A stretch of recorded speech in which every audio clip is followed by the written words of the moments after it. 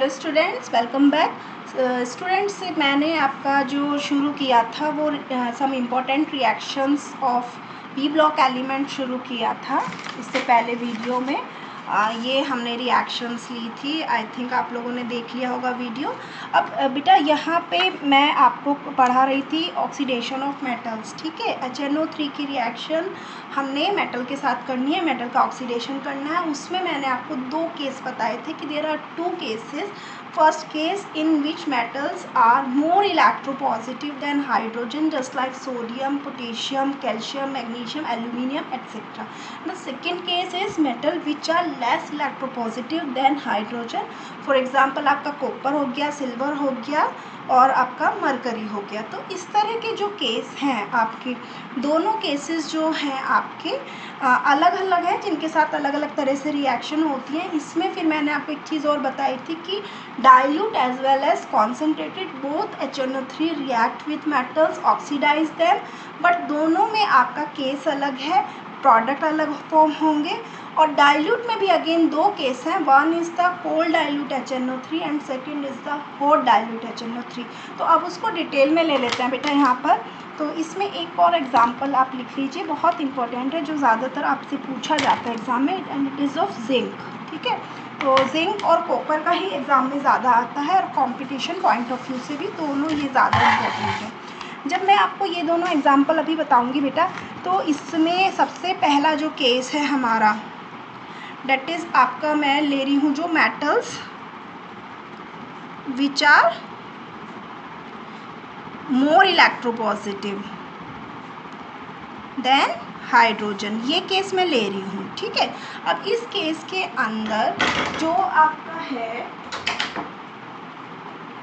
इस केस के अंदर जो है हमारा, यहाँ क्या होगा आपका, बेसिकली मेटल रिएक्ट करेंगे HNO3 के साथ में, और यहाँ से आपका जो फॉर्मेशन होगा metal nitrate. Metal nitrate will form along with the nascent hydrogen. देखो अभी तक हमने जितने पीछे केस देखा था ना, तो उसमें क्या था आपका, HNO3 की अपने आप में प्रॉपर्टी क्या है, ऑक्सीडाइज करने की थी, नेसेंट ऑक्सीजन हो रहा था। बट यहाँ पर आपका हाइड्रोजन आएगा जब ये रिएक्ट करेगा मेटल के साथ में। अब जो HNO3 है वो, क्योंकि हाइड्रोजन है, हाइड्रोजन का काम क्या है, रिडक्शन का, तो यहाँ पे जो बनता है रिडक्शन प्रोडक्ट बनता है, ये ध्यान रखना है। और साथ में आपका वाटर रिलीज करता है। देखो जो रिडक्शन प्रोडक्ट है वो आपकी तीन चीज़ें हो सकती हैं, अमोनिया हो सकता है, अमोनियम नाइट्रेट हो सकता है, या नाइट्रस ऑक्साइड हो सकता है। ये तीन चीज़ें हैं जो ज़्यादातर आपकी फॉर्म होती हैं। इसमें भी जो सबसे ज़्यादा बनता है जनरली जो आपका डाइल्यूट है उसके साथ में अमोनियम नाइट्रेट बनता है, और जो आपका कॉन्सेंट्रेटेड है वो नाइट्रस ऑक्साइड को बनता है। उसको हम देखते हैं अभी कि कैसे हो रहा है, ठीक है। तो आई am taking first case with cold dilute HNO3। अगर मैंने ये केस लिया है तो सबसे पहले जिंक का एग्जाम्पल ले रही हूँ, HNO3 के साथ रिएक्शन कर रहा है, metal nitrate that means ZnNO3 ये बन जाएगा, और साथ में नेसेंट हाइड्रोजन दे देगा, ठीक है। यहाँ से हमने इसको बैलेंस कर लिया है। अब HNO3 जो है ये इस नेसेंट हाइड्रोजन से रिएक्शन करता है। यहाँ से क्या प्रोबेबिलिटी आप खुद देखिए, हाइड्रोजन दिख रहा है, ऑक्सीजन दिख रहा है, हमेशा ध्यान रखना hydrogen oxygen means water release हो गया। और दूसरा रिडक्शन प्रोडक्ट बनना है, this is the reduction product. मैंने अभी आपको बताया जो फर्स्ट रिडक्शन प्रोडक्ट होता है हमारा अमोनिया होता है, बट बहुत से केसेस में अमोनिया क्या होता है, HNO3 से फर्दर रिएक्ट करके दूसरा रिडक्शन प्रोडक्ट यानी अमोनियम नाइट्रेट बना लेता है, जो कि यहाँ होगा। यानी यहाँ NH3 अब क्या करेगा, जो यहाँ से रिमेनिंग अमाउंट है HNO3 की उससे रिएक्ट करेगा और NH4 NO3 में कन्वर्ट हो जाएगा। तो this is the finally reduction product. अब इसको हम बैलेंस कर लेते हैं फटाफट। यहाँ से आप देखिए H2O था, ठीक है, और ये NH3 था, तो मैंने इसको अगर बैलेंस करना है तो यहाँ 3 2 जा 6 आपका आ गया 7 8 9, तो दिस इज 8H एंड 1 9। आपका यहाँ से नाइट्रोजन 1 1 और बाकी सब बैलेंस है। यहाँ पर हमारा 8 हाइड्रोजन है, यहाँ पे हमारा 2 हाइड्रोजन है, that means we have to multiply by 4। अब इस रिएक्शन को आप बैलेंस कर लीजिए। इस तरीके से करेंगे कभी रिएक्शन गलत नहीं होगी। बाकी तो आप करते ही हैं, रट्टाफिकेशन वाली जो टेंडेंसी है हमारी कि केमिस्ट्री में जितनी रिएक्शन है उनको रट लो, तो वो तो बच्चे करते ही हैं। बट अगर समझना है तो this is the best method जिसके थ्रू आप याद रख सकते हैं। तो यहाँ से ये कैंसिल आउट हो गया Zn। अब यहाँ कितना हो जाएगा, आप HNO3 देख लीजिए, 4 2 जा 8 9 एंड 10, तो 10 HNO3 एंड ये NH3 भी आपका कैंसिल हो गया। तो फाइनली जिंक नाइट्रेट और ये हमारा reduction product NH4NO3 and H2O, ठीक है, ये 4 हो जाएगा। दिस इज़ अगेन 4 क्योंकि हमने 4 से मल्टीप्लाई किया है। और यही मैंने आपका जर्नल रिएक्शन में लिखा था कि मेटल नाइट्रेट बनेगा, रिडक्शन प्रोडक्ट बनेगा और H2O बनेगा। ये हाइड्रोजन तो काम कर रहा है जो फाइनली हमें कैंसिल आउट करना है, यहाँ इसको रिडक्शन प्रोडक्ट बनाने में हेल्प कर रहा है, ठीक है। तो ये आपकी फर्स्ट रिएक्शन हो गई कोल्ड डाइल्यूट HNO3 के साथ में। अब अगर हमारा जो HNO3 है वो हॉट हो, ठीक है, यानी हम ले रहे हैं हॉट डाइल्यूट HNO3 हमने ले लिया है, अब क्या प्रोडक्ट होगा। अब यहाँ पे यही एक फ़र्क है कि अगर आप हॉट लेते हो तो इस स्टेप के बाद जो हमने ये 3 स्टेप लिखे हैं ना, एक फर्दर और स्टेप हो जाता है जिसमें आपका जो अमोनियम नाइट्रेट है, क्योंकि हॉट है तो वो डिकम्पोज हो जाता है इनटू ऑक्साइड एंड वाटर। तो मैं अगेन आपके लिए पूरा ही लिखूंगी, मैं शॉर्ट में नहीं कर रही हूँ, पूरा कंप्लीट आपको लिख के दिखाऊंगी कि कैसे हो रहा है। तो फर्स्ट 3 रिएक्शन बिल्कुल पहले वाली हैं, कोई फ़र्क नहीं है, ठीक है, ये हो गया।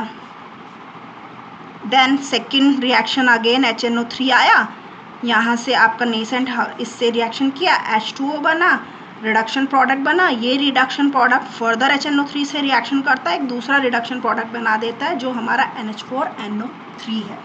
अब हम क्या कह रहे हैं कि हमारा जो डाइल्यूट HNO3 है वो हॉट है।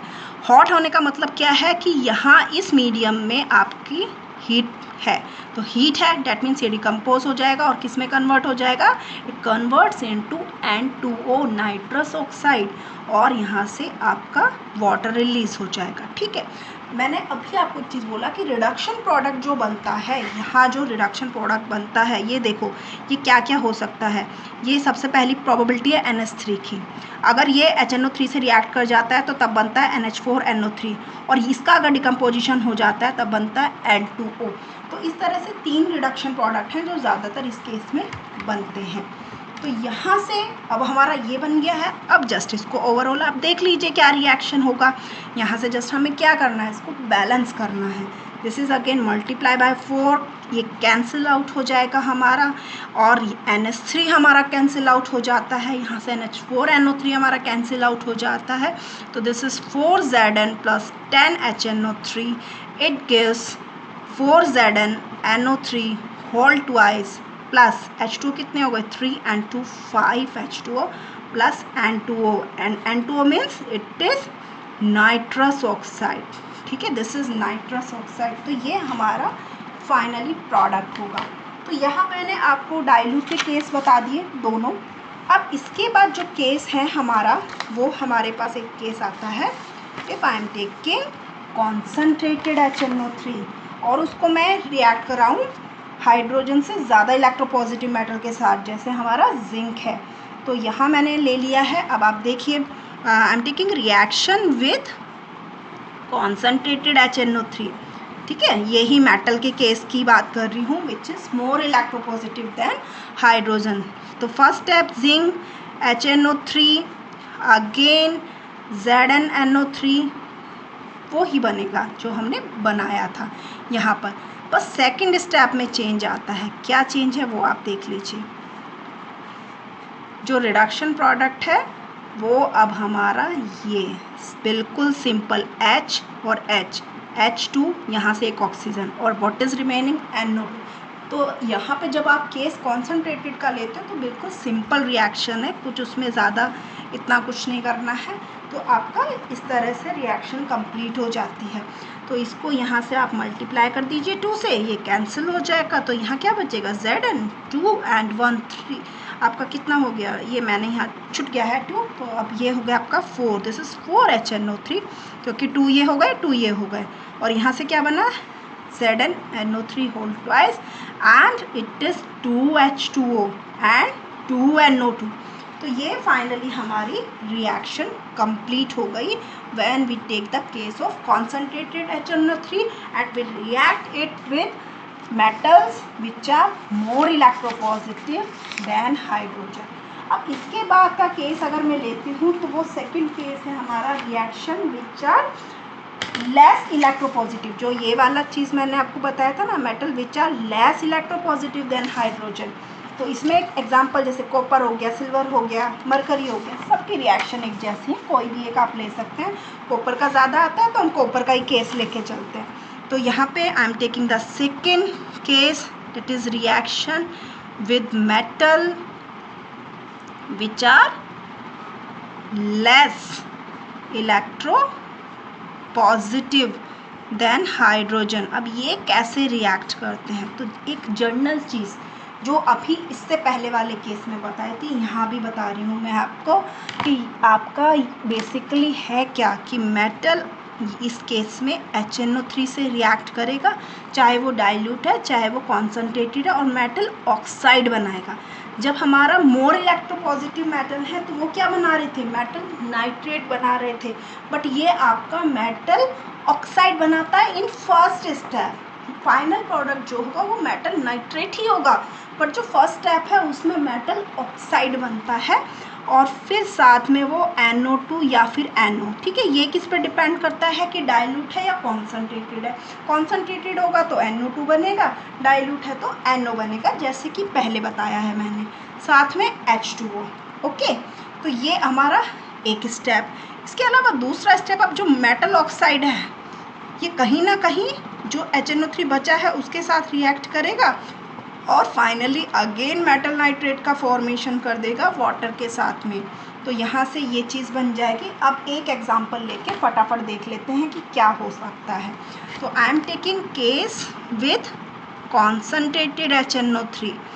ठीक है, देखो कंपटीशन पॉइंट ऑफ व्यू से भी इम्पॉर्टेंट है, बोर्ड पॉइंट ऑफ व्यू से भी इम्पॉर्टेंट है, इसीलिए मैं स्ट्रेस डाल रही हूँ और ये वीडियो बना रही हूँ ताकि आप लोगों को जो रिएक्शन है वो रट्टाफिकेशन ना करना पड़े। अदरवाइज़ अगर आप वैरायटी ऑफ रिएक्शन देखोगे in case of P block elements तो 100 से भी ज़्यादा हैं, तो 100 रिएक्शन तो याद करना पॉसिबल नहीं है। बट अगर हम थोड़ा सा ट्रिक्स जान ले, थोड़ा सा उनको समझ ले एक बार कि किसका रिएक्शन किससे हो रहा है, क्या प्रोडक्ट बन सकता है, एक जर्नल टर्म याद रख ले तो रिएक्शन थोड़ी सी ईजी हो जाती है। ठीक है, तो यहाँ से अब आपने कंसनट्रेटेड HNO3 लिया, तो फर्स्ट स्टेप जो पीछे से करते आ रहे हैं क्या बनता है, H2O और NO2 और ऑक्सीजन नेसेंट। ठीक है, अब यहाँ से देखो ये कॉपर था, कॉपर ने क्या किया, ऑक्सीजन से रिएक्शन किया और यहाँ से क्या बन गया, कॉपर ऑक्साइड। मैंने ये चीज़ जो है ना ये इसको 2 स्टेप में लिख दिया है ताकि आपको पता चल जाए कि ऑक्साइड कैसे बना है। तो इस तरह से ऑक्साइड बना है क्योंकि उसने नेसेंट ऑक्सीजन से रिएक्शन की है।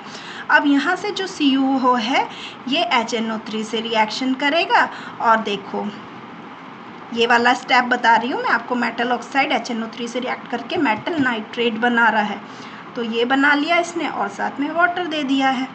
ठीक है, अब ओवरऑल जस्ट इसको आपको बैलेंस करना है, बाकी कुछ नहीं है इसमें।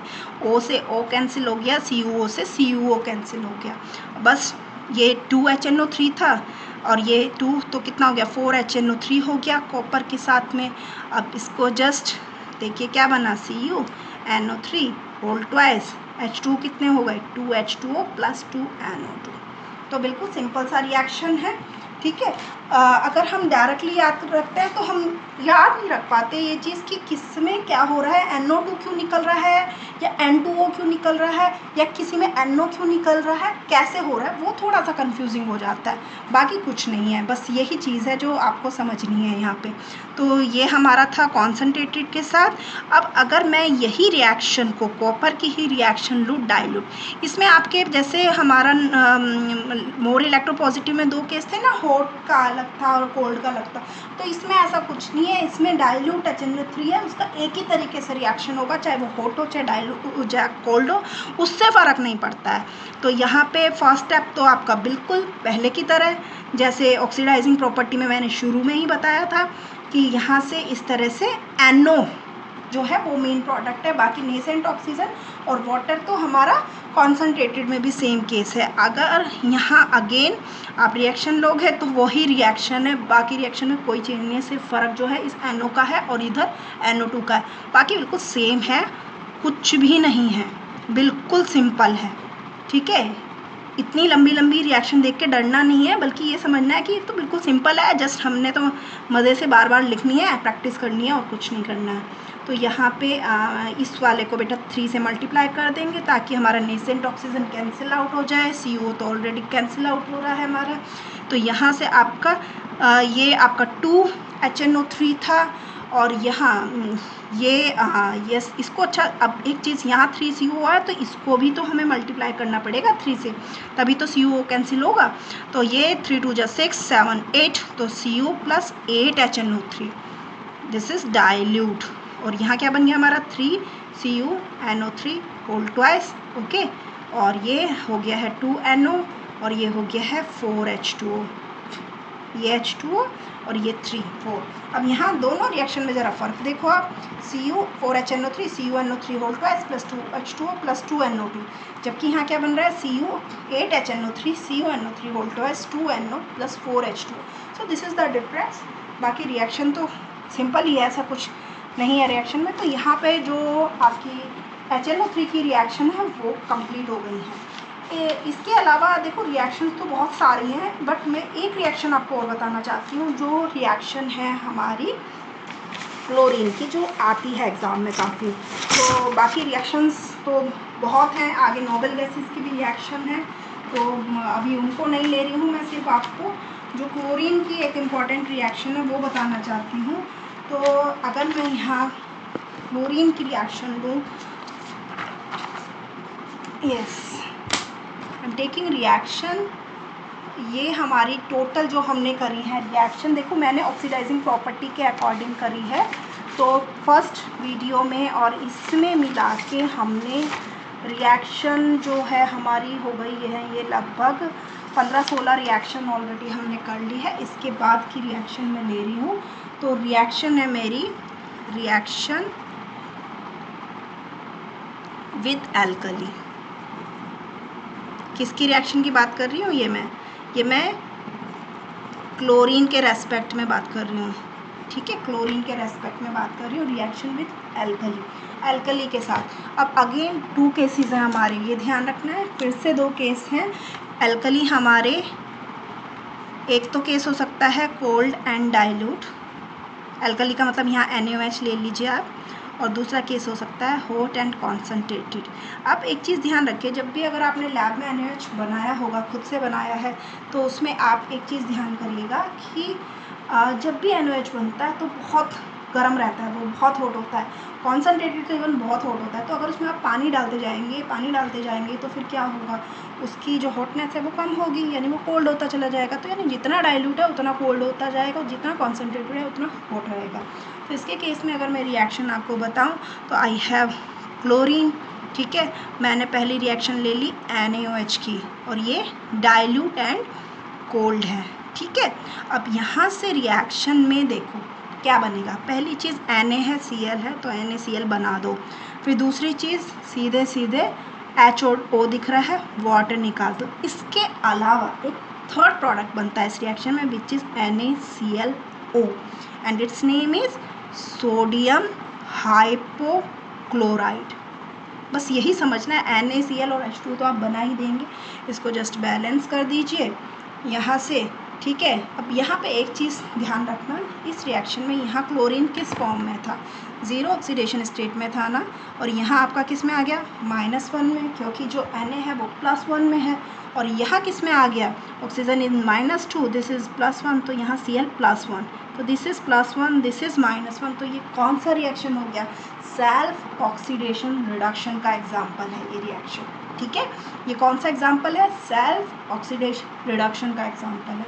Now I am taking the second example, जिसमें आपका जो क्लोरीन है वो रिएक्शन करेगा आपका हॉट एंड कॉन्सनट्रेटेड NaOH से।